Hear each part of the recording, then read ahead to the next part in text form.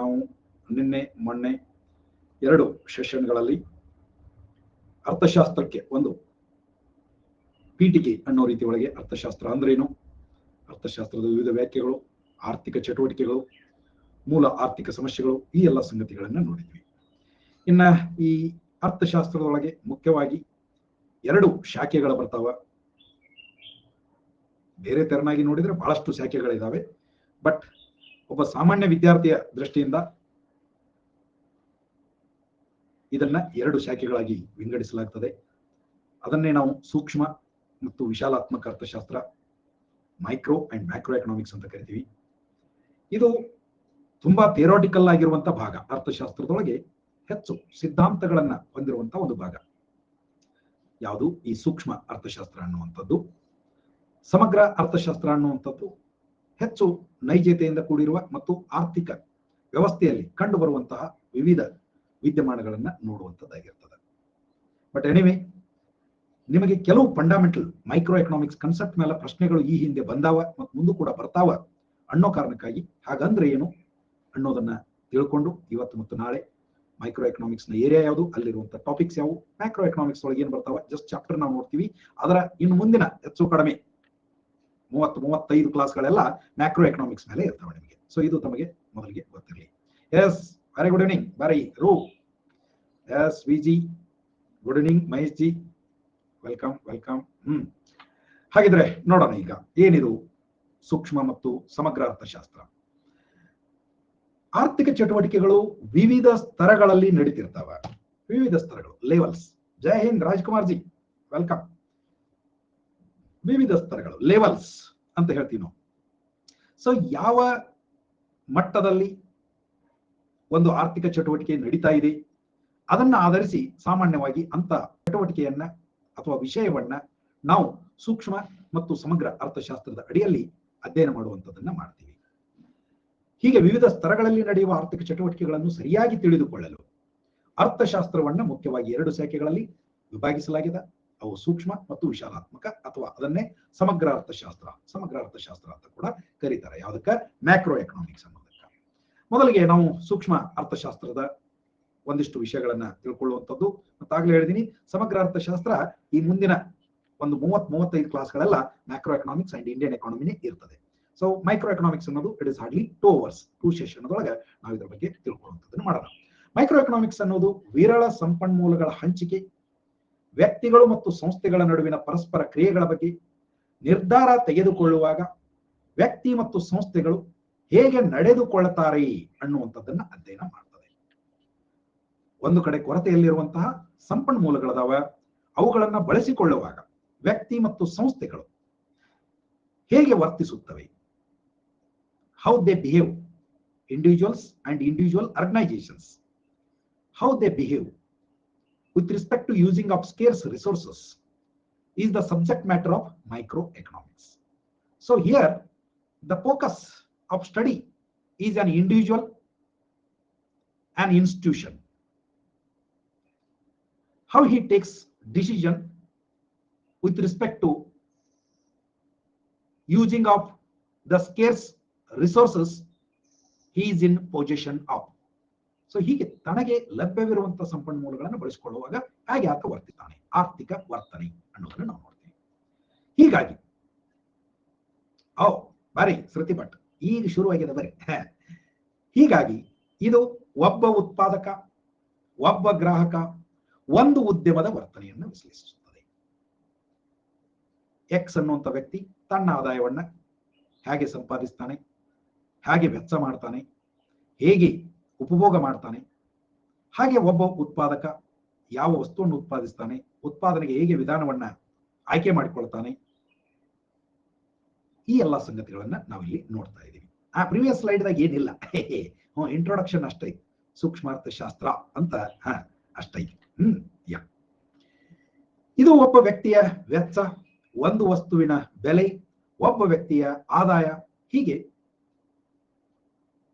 Individual level ಒಳಗೆ ಅಧ್ಯಯನ ಮಾಡ್ತದೆ.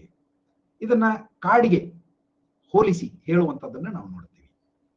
ಇಡೀ ಕಾಡಿನ ಕುರಿತಾಗಿ ಅಧ್ಯಯನ ಮಾಡೋದು ಅಂದ್ರೆ ಕಾಡಿನಲ್ಲಿರುವ ಅಷ್ಟೂ ಸಮಗ್ರ ಸಸ್ಯ ಸಂಕುಲ, ಪ್ರಾಣಿ ಸಂಕುಲ ಎಲ್ಲವನ್ನೂ ದೃಷ್ಟಿಯಲ್ಲಿ ಇಟ್ಟುಕೊಂಡು ಅಧ್ಯಯನ ಮಾಡುವಂಥದ್ದು ಸಮಗ್ರ ಅರ್ಥಶಾಸ್ತ್ರ ಅಂತ ಆದ್ರೆ, ಕಾಡಿನಲ್ಲಿರುವ ಒಂದು ಮರದ ಕುರಿತಾಗಿ ಅಧ್ಯಯನ ಮಾಡುವಂಥದ್ದು ಸೂಕ್ಷ್ಮ ಅರ್ಥಶಾಸ್ತ್ರ ಅಂತ ಆಗ್ತದೆ. ಇಡೀ ಸಮಾಜ ಅಂದ್ರೆ ಇಡೀ ಒಂದು ಅರ್ಥ ವ್ಯವಸ್ಥೆಯಲ್ಲಿ ಆಗುವಂತ ವೆಚ್ಚ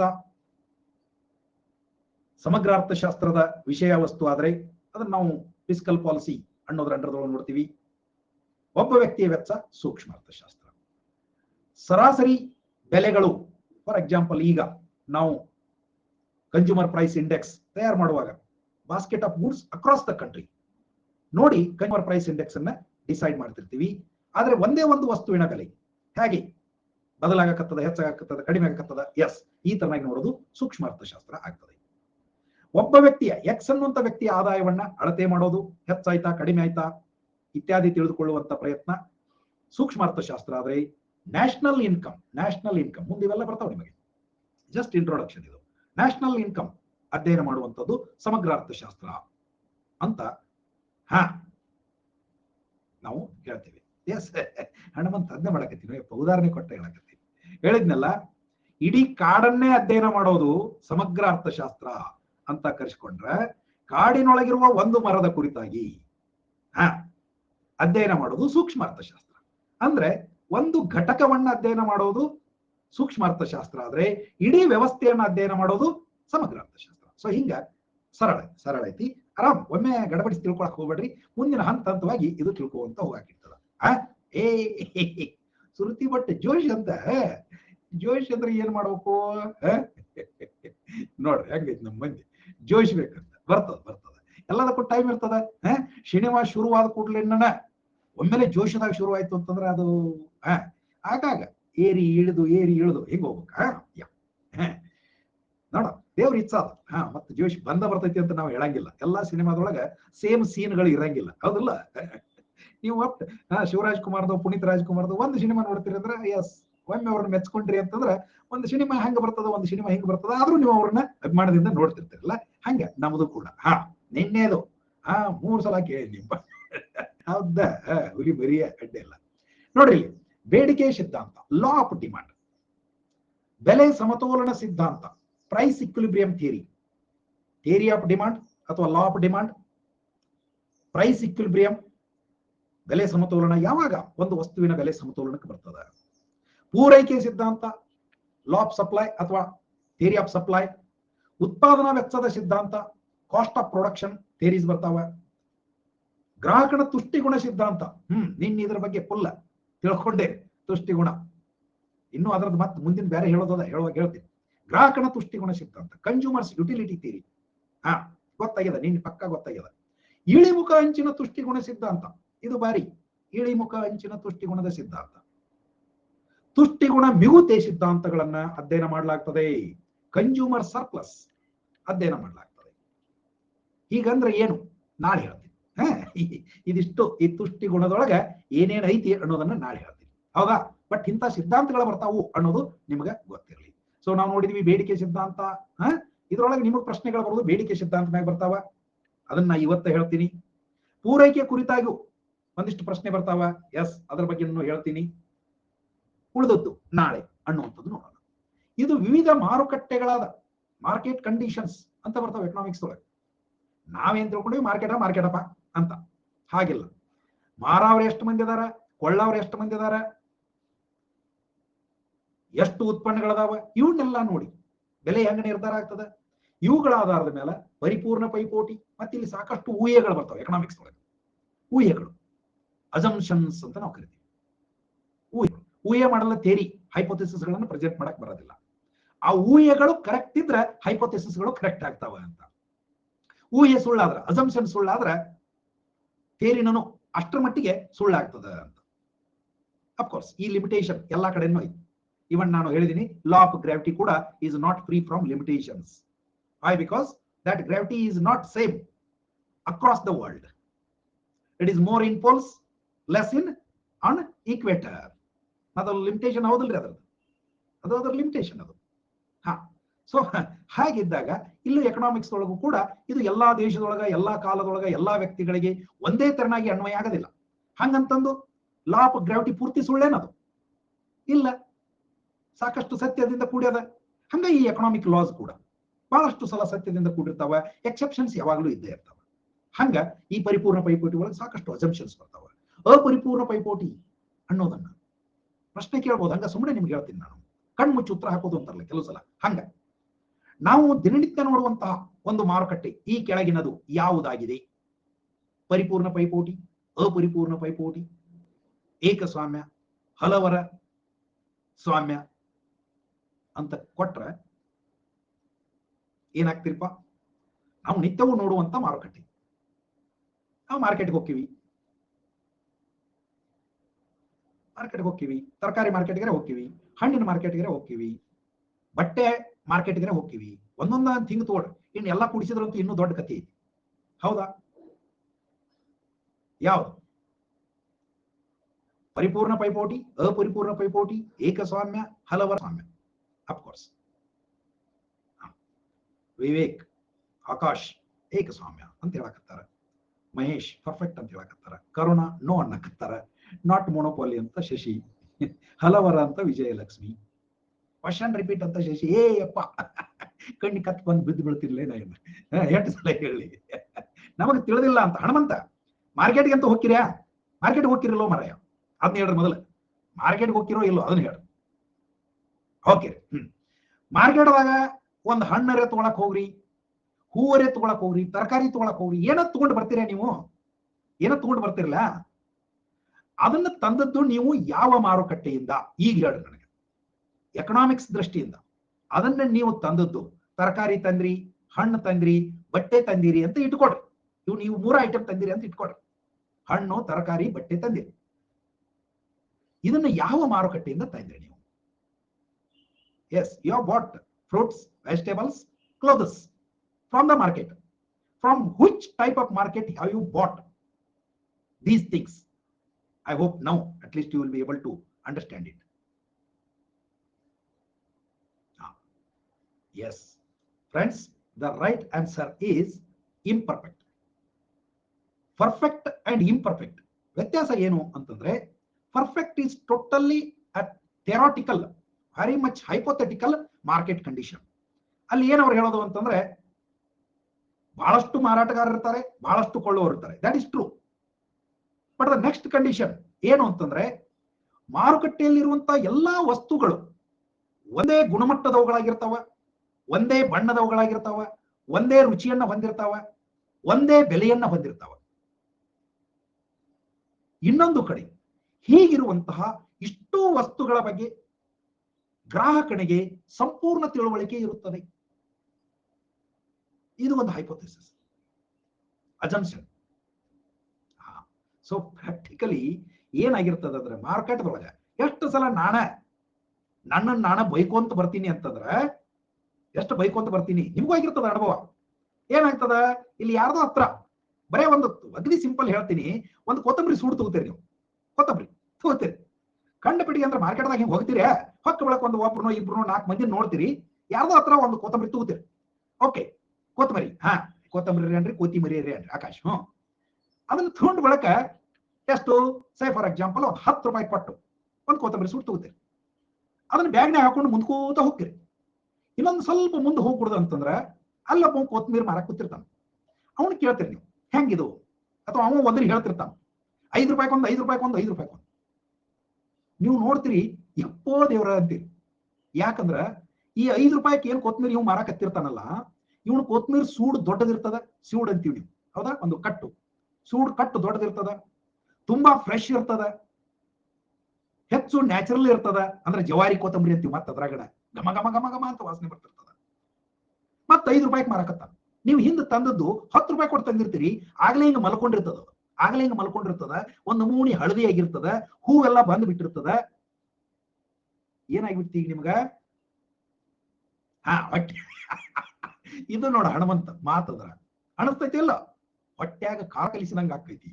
ಇದು ಬರೇ 10 ರೂಪಾಯಿ ಕೊತ್ತಂಬರಿ ಸೂಡಿಗೆ ಹಿಂಗ ಹೊಟ್ಟ್ಯಾಗ ಏನು ಖಾರ ಕಲಿಸಿದಂಗ ಆಗ್ತಿದ್ರ, ಎಷ್ಟು ಸಲ ನಿಮ್ಮ ಬದುಕಿನೊಳಗೆ ಹಿಂಗ ಅನಿಸೈತಿಲ್ಲೋ ಹೇಳ್ರಿ? ಅನಿಸೈತಿ ಇಲ್ಲೋ? ಅನುಭವ ಆಗ್ಯಾವೋ ಇಲ್ಲೋ? ನಮ್ಮನ್ನು ನಾವು ಬೈಕೊಂಡ ಬರ್ತೀವಿ. ಕಾರಣ ಇದು ಇದೇನಾಗಿಬಿಡ್ತೈತಿ ಅಂತಂದ್ರ ಹಾ ಅಲ್ಲ product wise how is it perfect Mahesh ji? Product wise ನಾ ಅದನ್ನ ಹೇಳಿದ್ದು, ಅವನಂತ ತಗೊಂಡದ್ದು ಆಗ್ಲೇ ಮಲ್ಕೊಂಡೈತಿ ಅಂದ್ರ ಸರಿ ಇಲ್ಲ, ಮುಂದ ಅದು ಹೈಬ್ರಿಡ್ ಐತಿ ಆಗ್ಲೇ ಹಣತೈತಿ ಅಂತಾರಲ್ಲ ನಮ್ಮಲ್ಲಿ, ಹಣತೈತಿ ಅಂತಾರ, ಹಣ್ಣಾಗಿರ್ತೈತಿ ಅಂತ ತಗೊಂಡಿರ್ತೀರಿ. ಎಷ್ಟೋ ಸಲ ನನ್ನ ಅನುಭವ ಹೇಳ್ತೀನಿ, ಹಂಗ ಒಂದು ತಗೊಂಡ ಬಳಕ ಸಮಾಧಾನಕ್ಕಾಗಿ, ಮನುಷ್ಯನ ಸಮಾಧಾನಕ್ಕಾಗಿ ನಾವ್ ಏನ್ ಮಾಡ್ತೀವಿ ಅಂದ್ರ ಇಲ್ಲಿ ಇವನಂತ ಒಂದು ಸೂಡ್ ತಗೋತೀವಿ. ಆ 10 ರೂಪಾಯಿ ಹೋದ್ರ ಹೋಗುವಲ್ಲ, ಯಾಕ 5 ರೂಪಾಯಿದಾಗ ಇದಿಷ್ಟು ಚಲೋ ಸಿಗಾಕತ್ತೈತಲ್ಲ, ಇದನ್ನ ತಗೊಳ್ಳೋಣ ಅಂತ ಹೇಳಿ ಮತ್ತೆ ಇದನ್ನ ತಗೋತೀವಿ. ಮಣಿಗೆ ಬಂದ ಬಳಕ ಬೈತಾರ, ಎರಡೆರಡು ತರಕ್ ನಿಮಗೇನು ಬುದ್ಧಿ ಇತ್ತೋ ಇಲ್ಲೋ ಅಂತ. ನಾವ್ ಈ ಕತಿ ಹೇಳಕ್ ಹೋದ್ರ ಮತ್ತೊಟ್ಟು ತಿರುಗಾಡಿ ನೋಡ್ಬೇಕಿಲ್ಲೋ ಮೊದ್ಲ ಅಂತ ಇವ್ರು ಬೈತಾರ. ನೋಡ್ರಿ, ಇದು ಬರೀ ಒಂದು ಕೊತ್ತಂಬರಿ ಸೂಡು ತಗೊಳ್ಳೋ ಒಳಗ ಇಷ್ಟು ನಾವು ಹೈರಾಣಾಗಿ ಹೋಗ್ತೀವಿ ಅಂತಂದ್ರ, ಎಷ್ಟೊಂದು ವಿಷಯಗಳಲ್ಲಿ ನಮಗ್ ಬಾಜೂಕಿನ ಅಂಗಡಿ ಆಗಣ ಇನ್ನೂ ಚಲೋ ವಸ್ತು, ಇನ್ನೂ ಕಡಿಮೆ ಬೆಲೆಗೆ ಲಭ್ಯ ಇರ್ತದ. ಆದ್ರೆ ಆ ಬಗ್ಗೆ ನಮಗೆ ತಿಳುವಳಿಕೆ ಇರೋದಿಲ್ಲ. ಆದ್ರೆ ಈ ಎಕನಾಮಿಕ್ಸ್ ಏನ್ ಹೇಳ್ತಾರೆ ಇವರು, ಕನ್ಸ್ಯೂಮರ್ಗ ಪೂರ್ತಿ ತಿಳುವಳಿಕೆ ಇರ್ತೈತಿ. ಸಾಧ್ಯ ಐತೇನ್ರಿ? ಪ್ರಾಕ್ಟಿಕಲಿ ಸಾಧ್ಯ ಐತೇನು? ಇಲ್ಲ. ಹೌದಾ? ಸೊ ಹಿಂಗ ಪರಿಸ್ಥಿತಿ ಐತಿ. ಅದಕ್ಕೆ ನಾವು ಎಲ್ಲಿ ಬಹುತೇಕ ನಾವು ಮಾರುಕಟ್ಟೆ ನೋಡೋದು, ನಿಮ್ಗೆ ಏನ್ ಹೇಳಕತ್ತೀನಿ ಅಂದ್ರೆ, ಪರಿಪೂರ್ಣ is totally out of reality. It is not, you cannot see in the real world. You can study it from theory point of view. That's it. The regular market is imperfect competition. Of course, in some cases, you come across ಏಕಸ್ವಾಮ್ಯ. ಇಲ್ಲಿ ಪರಿಪೂರ್ಣ ಪೈಪೋಟಿ ಒಳಗೆ ಏನಾಗಿರ್ತದ ಅಂತಂದ್ರೆ, ಬಹಳಷ್ಟು ಮಾರಾಟಗಾರರು ಇರ್ತಾರೆ, ಬಹಳಷ್ಟು ಕೊಳ್ಳುವವರು ಇರ್ತಾರೆ. ಹೀಗಾಗಿ ಅದರ ಬೆಲೆ ಕೊಳ್ಳುವವರು ಮತ್ತು ಮಾರುವವರು ಇವರಿಬ್ಬರ ಒಂದು ಫೋರ್ಸ್, ಡಿಮಾಂಡ್ ಅಂಡ್ ಸಪ್ಲೈ, ಇವುಗಳ ಆಧಾರದ ಮೇಲೆ ಬೆಲೆ ನಿರ್ಧಾರ ಆಗ್ತದೆ. ಇಲ್ಲಿ ಬೆಲೆ ನಿರ್ಧರಿಸುವವರು ಯಾರು? ಎಲ್ಲಿ? ಅಪರಿಪೂರ್ಣ ಪೈಪೋಟಿ ಒಳಗೆ it is demand and supply which decides the price. Market ಒಳಗೆ ಹಂಗ ಏಕಸ್ವಾಮ್ಯ ಅನ್ನೋದು ಏನಾಗಿಬಿಡ್ತದೆ, here there is only one seller and large number of buyers, and once the seller comes to know that he is the only seller, he decides the price, and it may happen with any product and any time. Seller is king here, certainly. ಇವು ನಿಮ್ಮ ಅನುಭವಕ್ಕೆ ಇವನ್ನ ಉದಾಹರಣೆ ನೋಡ್ರಿ. ಮತ್ತೆ ಕೊತ್ತಂಬರಿನ ತಗೊಳ್ರಿ. ಕೊತ್ತಂಬರಿ ಒಮ್ಮೆಮ್ಮೆ ಹೆಂಗಿರ್ತೈತಿ ಅಂತಂದ್ರ, ನಾವೆಲ್ಲ ಅನುಭವಿಸಿವಿ ಇವನ್ನ. ಅದನ್ನ ಕಟ್ಕೊಂಡು ಒಂದು ತಟ್ಟಿನಾಗ ಕಟ್ಕೊಂಡು ಹೋಗ್ತಿರ್ತೀವಿ. ಸಾಮಾನ್ಯವಾಗಿ ಒಂದು ದೊಡ್ಡ ಗಂಟು ಕಟ್ಕೊಂಡು ಹೋಗಕ್ ಒಂದು ತಟ್ಟು ಬಿಳಿ ಹಾಳಿ ಅಂತದೊಂದು ತಟ್ಟಿನಾಗ ಕಟ್ಕೊಂಡು ಹೋಗಿರ್ತೀವಿ ಮಾರ್ಕೆಟ್ಗೆ. ಹುಯಿ ಅಂತ ಪೂರೈಕೆ ಆಗಿಬಿಟ್ಟಿತ್ತು ಅವತ್ತು ಅಂತಂದ್ರೆ, ಅವತ್ತು ಅಥವಾ ಒಂದು ಅವಧಿ ಇರ್ತದ, ಒಂದು ವಾರ, 15 ದಿವಸ, ತಿಂಗಳ, ಒಂದು ಪೀರಿಯಡ್ ಇರ್ತದ. ಆ ಪೀರಿಯಡ್ ಒಳಗ ನಮ್ಮನ್ನ ಯಾವ ಕೇಳಾವ್ ಇರೋದಿಲ್ಲ. ನಿಂತು ಬ್ಯಾಸರಾಗಿ ಯಾರೇ ನೋಡಬಾರ್ದು ಅಂತ ಹೇಳಿ ಹಿಂಗ ಮೆಲ್ಕ ಕೆಳಗಿನ ತಟ್ಟು ಜಕ್ಕೊಂಡು ಅದನ್ನ ಮಡಿಚಿ ಬಗಲಾಗಿ ಇಟ್ಕೊಂಡು ಬಂದ್ಬಿಡ್ತೀವಿ ಮನೆಗೆ. ನಾವು ಬಂದಿವಿ ಎಷ್ಟೋ ಸಲ ಹಂಗ ಮಾಡಿ. ಕೋತಂಬರಿ ಅಲ್ಲೇ ಮಾರ್ಕೆಟ್ದಾಗ ಬಿಡು ತಟ್ಟ ಮನೆಗೆ ತಗೊಂಡು ಬರ್ತೀವಿ. ಇದು ಒಂದು ಸಂದರ್ಭ. ಆದ್ರೆ ಇನ್ನೊಂದು ಸಂದರ್ಭ ಹೆಂಗ, ಅವತ್ತು ಇಡೀ ಮಾರ್ಕೆಟಿಗೆ ಒಬ್ಬನು ಕೋತಂಬರಿ ತಂದಿಲ್ಲ. ನೀವು ಒಬ್ಬರ ಕೋತಂಬರಿ ಒಯ್ದಿರಿ. ಕೇಳ್ತೀರೇನು ಪರಿಸ್ಥಿತಿ? ಮುಗಿ ಬೀಳ್ತಾರ, ಕಚ್ಚಾಡಕ್ ಹಿಡಿತಾರ, ನಿಮ್ಮ ಗಂಟು ಕಿತ್ಕೊಂಡಂಗ್ ಮಾಡಕ್ ಹಿಡಿತಾರ. ಕೆಲವು ಸಲ ಕತ್ಕೊಂಡು ಹೋಗ್ತಾರ. ಆದ್ರೂ ನೀವು ಜಾಣ್ರಿದ್ರಿ ಅಂತಂದ್ರೆ, ದೌರ್ನಿಲ್ ಅಂತ ಹೇಳಿ ನಿಮ್ಗೆ ಗೊತ್ತಾಗ್ಬಿಡ್ತದೆ ಸಿಚುವೇಶನ್ ಹಂಗಾಮ ಹೆಂಗೈತೆ ಅಂತ ಹೇಳಿ. ಅವಾಗ ಹೇಳ್ತೀರ, 50 ರೂಪಾಯಿಗೆ ಸೋಡು, ಯಾವ ತಗೋತಿದ್ರ ದೂರ ಸರಿ. ಅವಾಗೇನು ನೋಡ್ರಿ, ನಿನ್ನೆ ಕೇಳಾವ್ರ ಗತಿ ಇರ್ಲಾರ್ದಂತ ಕೊತ್ತಂಬರಿನ ಇವತ್ತು ನಿಮ್ಮದು ಏಕಸ್ವಾಮ್ಯ, ಮೊನೋಪೊಲಿ. ವಾಟ್ಸಪ್ ಗ್ರೂಪ್ ಮಾಡಿಲ್ಲವ ಐಶ್ವರ್ಯ? ನೀನ ಮಾಡ್ತಿದ್ರೆ ಮಾಡಿವ. ಓಕೆ, ಹಿಂಗ ಏಕಸ್ವಾಮ್ಯ, ಒಬ್ಬನ ಮಾರಾಟ, ಹುಯಿ ಅಂತ ಮಂದಿ ಕೊಳ್ಳವರು. ಅವಾಗ ಅವ ಏನ್ ಮಾಡ್ತಾನೆ? ಯೂಶುವಲಿ ಎಕ್ಸ್ಪ್ಲಾಯ್ಟ್ ಮಾಡ್ತಾನೆ. ಇಂಥವು ಬಹಳಷ್ಟು ಕಡೆ ಮೊದಲು ಭಾಳ ಇದ್ದು. ಸೊ ಅದಕ್ಕಾಗಿ ಇವೆಲ್ಲ ಸುಮ್ಮನೆ ಅಂತಲ್ಲ, ಇವು ಜೋಕ್ ಅಲ್ಲ. ನಿಮಗೆ ಇಂಡಿಯಾದೊಳಗ ಒಂದು ದೊಡ್ಡ ಕಾಯ್ದೆನೇ ಇತ್ತು, ಕೇಳಿದೀರಾ? MRTP ಆಕ್ಟ್ ಅಂತ. MRTP ಆಕ್ಟ್ ಕೇಳಿದಿರಿ? ಈಗ ಇದನ್ನ ತೆಗೆದಾರ, ಇದಕ್ಕೇನು ಮರ್ಯಾದೆ ಇಲ್ಲ ಈಗ. MRTP, monopolies and restrictive trade practices act ಅಂತ. ಇದನ್ನ ಇಂಡಸ್ಟ್ರೀಸ್ ಇನ್ ಇಂಡಿಯಾ ಹೇಳುವಾಗ ಹೇಳ್ತೀನಿ ನಾನು ನಿಮಗೆ. ಕಾಯ್ದೆನೇ ಇತ್ತಿದು. ಅಂದ್ರ ಭಾರತದೊಳಗ ಯಾರು ಏಕಸ್ವಾಮ್ಯತ್ವವನ್ನ ಪಡಿಬಾರ್ದು ಮತ್ತು ರೆಸ್ಟ್ರಿಕ್ಟಿವ್ ಟ್ರೇಡ್ ಪ್ರಾಕ್ಟೀಸಸ್ ಇರಬಾರ್ದು ಅಂತ ಹೇಳಿ ಸರ್ಕಾರ ಕಾಯ್ದೆ ಮಾಡಿತ್ತು. ಹೌದಾ? ಸೊ ಈಗ ಅದನ್ನ ತೆಗೆದಾರ. ಅಂದ್ರೆ ಏಕಸ್ವಾಮ್ಯ ಅಂದ್ರೆ ಒಬ್ಬನೇ ಮಾರಾಟಗಾರ, ಉಳದವರೆಲ್ಲ ಕೊಳ್ಳೋರು. ಹಲವರ ಏಕಸ್ವಾಮ್ಯ ಇವು ಕೆಲವು ಇರ್ತಾವ. ಒಲಿಗೋಪಾಲಿ ಅಂತ ಕರೀತಾರೆ. ಇವು ಏನಂತಾರೆ ಇವಕ್ಕ? ಒಲಿಗೋಪಾಲಿ. ನೋಡ್ರಿ ಇಂಗ್ಲಿಷ್ನೊಳಗ ಟರ್ಮ್ಗಳು ಗೊತ್ತಿರಲಿ. ಇದು ಪರ್ಫೆಕ್ಟ್ ಕಾಂಪಿಟೇಷನ್, ಇದು ಇಂಪರ್ಫೆಕ್ಟ್ ಕಾಂಪಿಟೇಷನ್, ಇದು ಮೊನೋಪಾಲಿ, ಇದು ಮೊನೋಪಾಲಿ ಆಗ್ಲೇ ಹೇಳಿವಿ, ಎಲ್ಲರಿಗೂ ಗೊತ್ತೈತಿ ಹೆಚ್ಚಿದು. ಇದು ಹಲವರ ಏಕಸ್ವಾಮ್ಯಕ್ಕೆ ಏನಂತಾರೆ? ಒಲಿಗೋಪಾಲಿ ಅಂತ ಕರೀತಾರೆ. ಈ ಒಲಿಗೋಪಾಲಿಗೆ ಉದಾಹರಣೆ ಸದ್ಯಕ್ಕೆ ಕೊಡಬಹುದು ಅಂತಂದ್ರೆ ನಿಮ್ಮ mobile service. So mobile service ನಿಮ್ಗೆ ಎಷ್ಟು ಮಂದಿ ಕೊಡೋರದಾರಪ್ಪ? ಒಬ್ಬ ಜಿಯೋದವದನ, ಅವನಂತೂ ಬರೆಯಕ್ಕಾಗೋದಿಲ್ಲ. ಏರ್ಟೆಲ್ದವದನ, ಯಾರೋ ಒಬ್ಬ ಮತ್ತೊಬ್ಬ BSNL ಒಂದಿಟ್ಟದಾರ. ವಿವೋ, ಇದು ಯಾವ್ದಾದ್ರು ಅಂತ ಈ ಒಂದು 7-8 ವರ್ಷದಿಂದ ಭಾಳ ಇದ್ದು, ಈಗೆಲ್ಲ ಬಹಳ ಕಡಿಮೆ ಆಗ್ಬಿಟ್ಟು. ಐಡಿಯಾದವದಾನೋ ಹೋಗ್ಯಾನೋ ಗೊತ್ತಿಲ್ಲ. ವಡಾಫೋನು ಇವೆಲ್ಲ ಇದ್ದು ನೋಡ್ರಿ. ಕೆಲವರು ನೆನಪು ಮಾಡ್ಕೊಂಡ್ರು ಆಗವಲ್ರಿ. ಈಗ ಅವ್ರಂದ್ರೆ ಏನ್ ತೋರ್ಸಕತ್ತದ? ಡೊಕೊಮೋನು ಹೋಯ್ತು. ಟಾಟಾ ಡೊಕೊಮೋ ಹೋಯ್ತು. ಹೌದಾ? ಸೊ ಇಲ್ಲಿ ಏನಾಗ್ಯದ? ಅಬ್ಬಬ್ಬ ಅಂದ್ರೆ ಅರ್ಧ ಡಜನ್ ಅದಲ್ಲ. ಯುನಿನಾರ್ ಅಂತಿತ್ತು ಮೊದಲು ಬಾಳ ಇದ್ದು, ಈಗ ಒಮ್ಮೆಲೆ ಕಡಿಮೆ ಆಗ್ಬಿಟ್ಟಾವ. ಸೊ ಈಗ ನಾವು ನೋಡೋದು ಏನ್ರಪ್ಪ ಅಂದ್ರೆ ಅಬ್ಬಬ್ಬ ಅಂದ್ರೆ ಒಂದು ಅರ್ಧ ಡಜನ್ ಅದಲ್ಲ, ಅದಕ್ಕೆ ಓಲಿಗೋಪಾಲಿ ಅಂತ ನೀವು ಕರಿಬಹುದು. ಕೆಲವು ಒಂದು ಡಜನ್ ಒಳಗ ಅಂತ ಲೆಕ್ಕ ಹಿಡ್ಕೊಂಡ್ರೆ ಅಂತದಕ್ಕೆ ಓಲಿಗೋಪಾಲಿ ಅಂತ ನೀವು ಕರಿಬಹುದು. ಇನ್ನು ಇಬ್ಬರ ಏಕಸ್ವಾಮ್ಯ ಅಥವಾ ಇಬ್ಬರ ಸ್ವಾಮ್ಯ ಅಂತ ನೀವು ಕರಿಬಹುದು. ಅದು ಇಬ್ಬರ ಸ್ವಾಮ್ಯ. ಇದನ್ನ ಡಿಯೋಪಾಲಿ ಅಂತ ಕರೀತಾರೆ. ಏನಂತಾರ? ಡಿಯೋಪಾಲಿ. ಫಾರ್ ಎಕ್ಸಾಂಪಲ್, ಈಗ ಇಂಡಿಯಾದೊಳಗ ಉಳಿದದ್ದು ಎಲ್ಲ ಮೊಬೈಲ್ ಕಂಪನಿಗಳು ಬಂದಾಗಿ ಏರ್ಟೆಲ್ ಅಂಡ್ ಜಿಯೋ ಮಾತ್ರ ಉಳಿದು ಅಂತ ಇಟ್ಕೊಡ್ರಿ. ಏರ್ಟೆಲ್ ಅಂಡ್ ಜಿಯೋ ಮಾತ್ರ ಉಳಿದು ಅಂದ್ರೆ ಅದು ಡಿಯೋಪಾಲಿ ಅಂತ ಆಗ್ತದೆ. ಇವನ್ನೆಲ್ಲ ಮೈಕ್ರೋ ಎಕನಾಮಿಕ್ಸ್ ಒಳಗೆ ನಾವು ಸ್ಟಡಿ ಮಾಡ್ತೀವಿ, ಬಹಳ ಡಿಟೇಲ್ಡ್ ಮಾಡ್ತೀವಿ. ಇಲ್ಲಿ ಬೇಕಾಗಿಲ್ಲ, ನಿಮ್ಗೆ ಬೇಸಿಕ್ ಇಷ್ಟು ಗೊತ್ತಿರಲಿ ಅಂತ ಹೇಳಿ ನಾನು. ಈಗ ನಾವು ಮುಂದಿನ ಹಂತಕ್ಕೆ ಹೋಗೋದಾದ್ರೆ ಬೇಡಿಕೆ ನಿಯಮ. ಇದ್ರ ಮ್ಯಾಗ ಪ್ರಶ್ನೆಗಳು ಬಂದಾವ ನಿಮಗೆ, ಅದಕ್ಕಾಗಿ ಒಂದಿಷ್ಟು ಸಣ್ಣ ಚರ್ಚೆ ಇಲ್ಲಿ ಮಾಡೋಣ. ಬೇಡಿಕೆ ನಿಯಮ ಏನ್ ಹೇಳ್ತದ? ಉಳಿದವುಗಳೆಲ್ಲವೂ ಸಮಾನವಾಗಿದ್ದಾಗ, ಇದು ಅಜಂಪ್ಷನ್. ಈ ಅಜಂಪ್ಷನ್ ಮೊದಲು ಅಂದ್ರೆ ಏನೋ ಫುಲ್ಫಿಲ್ ಆಗ್ಬೇಕು. ಊಹೆ. ಇದು ಫುಲ್ಫಿಲ್ ಆದ್ರೆ ಲಾ ಆಫ್ ಡಿಮಾಂಡ್ ಕರೆಕ್ಟ್ ಆಗಿ ವರ್ಕ್ ಮಾಡ್ತದ ಅಂತ. ಮತ್ತಷ್ಟಾಗಿಯೂ ಕೆಲವು ಎಕ್ಸೆಪ್ಷನ್ಸ್ ಅದಾವ, ಅವು ಬೇರೆ, ಅವು ಏನು ಅಂತ ಮುಂದೆ ನೋಡೋಣ. ಉಳಿದವುಗಳೆಲ್ಲವೂ ಸಮಾನವಾಗಿದ್ದಾಗ ಗ್ರಾಹಕನ ಆದಾಯ ಯಾವ್ಯಾವ? ಉಳಿದವುಗಳೆಲ್ಲವೂ ಸಮಾನವಾಗಿರೋದಂದ್ರೆ ಗ್ರಾಹಕನ ಆದಾಯ ಹೆಚ್ಚು ಆಗಬಾರ್ದು, ಕಡಿಮೆ ಆಗಬಾರ್ದು. ಈ ಟೈಮ್ದೊಳಗೆ ನಾವ್ ಯಾವಾಗ ಸ್ಟಡಿ ಮಾಡಕತ್ತೀವಿ ಅವಾಗ ಅಭಿರುಚಿ ಚೇಂಜ್ ಆಗಬಾರ್ದು. ಏನು ಅದೇ ಬಾಟಾ ಚಪ್ಪಲ್ ಹಾಕುತ್ತಿದ್ರ ಅದೇ ಅಭಿರುಚಿ ಇರಬೇಕು.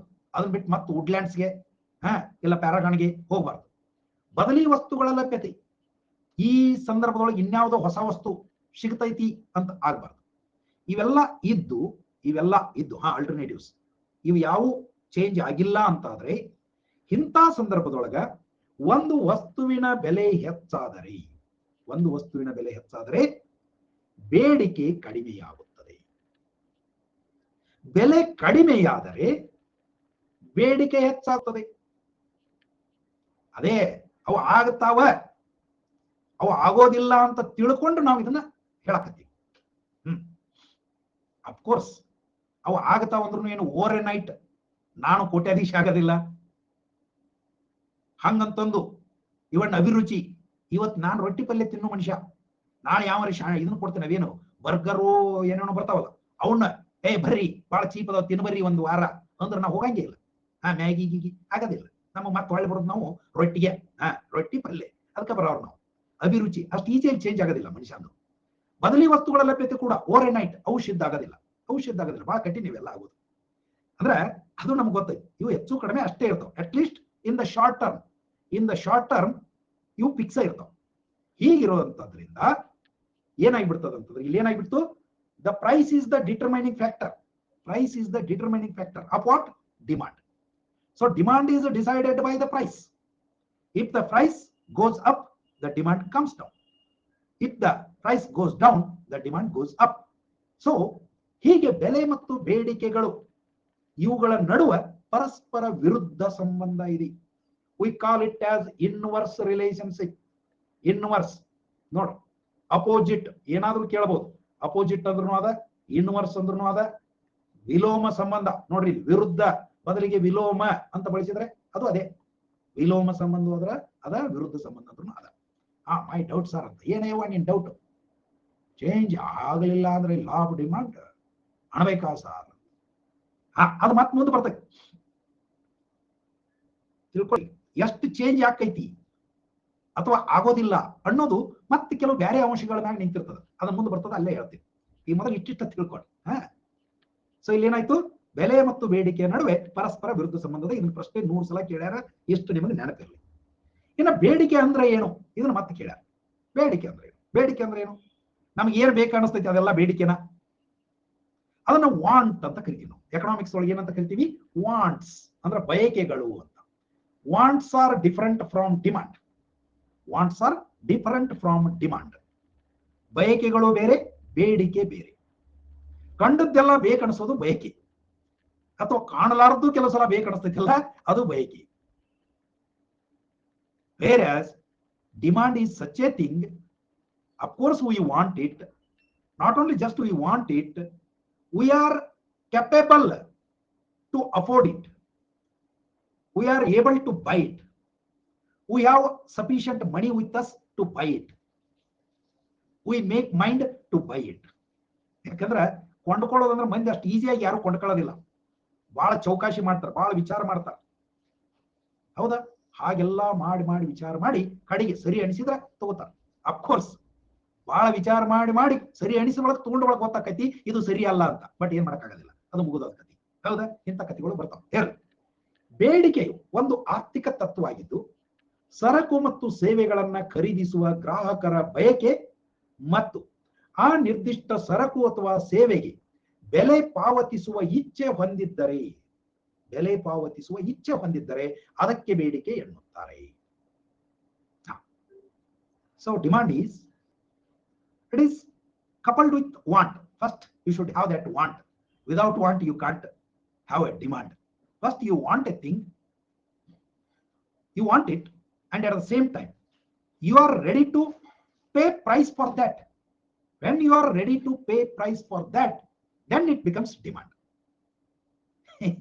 ಕೆಲವರು ಇರ್ತಾರ, ನೋಡ್ತೀರಿ ನೀವು, ಇವು ಅದ್ರಾಗ ಬರಗಾಲದಾಗ ಬಡತನದಾಗಿದ್ದಾಗ ಇಂಥವು ಮಜಾ ಮಜಾ ನಡೀತಿರ್ತಾವ. ನಾವು ಸಣ್ಣಾಗಿದ್ದಾವ ಇವೆಲ್ಲ ಬಾಳ.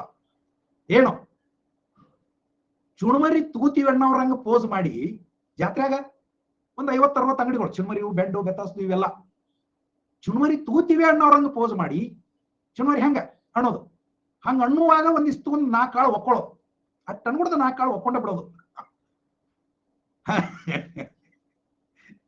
ತಿನ್ನೋದು ಮತ್ ಮುಂದ್ ನಡೆಯೋದು. ನೋಡ್ರಿ, ತಗೋಬೇಕಂತ ಐತಿ, ಆದ್ರೆ ತಗೊಳ್ಳೋ ಶಕ್ತಿ ಇರ್ಲಾರ್ಕ ನಾವು ಸಾಮಾನ್ಯವಾಗಿ ಹಿಂಗ ಬಿಹೇವ್ ಮಾಡ್ತೀವಿ. ಈಗ ನಾನು ಸುಮಾರು ಸಲ ಮಾರ್ಕೆಟ್ಗೆ ಹೋದಾಗ ಚುರುಮರಿ ತಗೊಳಕಂತನ ಹೋಗ್ತೀವಿ ಅಂಗಡಿಗೆ.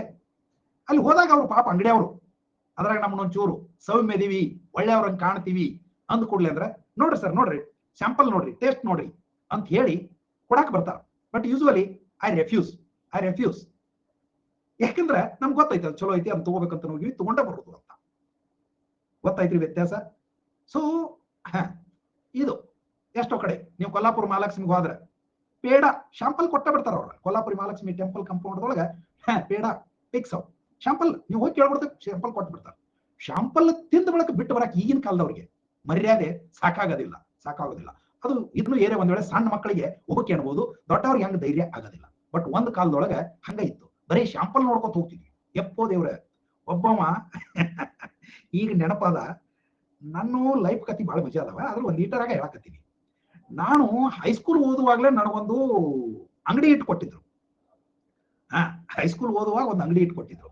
ಏನಂದ್ರೆ ಏನು ತಳ ಗೊತ್ತಿಲ್ಲ, ಬುಡ ಗೊತ್ತಿಲ್ಲ ನಮ್ಗೆ ಅಂಗಡಿ ವ್ಯವಹಾರದು, ಆದ್ರೂ ಇಟ್ಕೊಟ್ರು. ಸಾಲಿಗೆ ಹೋಗ್ತಾನ ಈ ಕಡೆ ಅಂಗಡಿಯಾಗ ಕೆಲಸ ಮಾಡ್ಬೇಕು ನಾವು. ಅಂತ ಪರಿಸ್ಥಿತಿ ಒಳಗೆ ಒಬ್ಬವ ಯಜಮಾನ ಬರ್ತಿದ್ದ.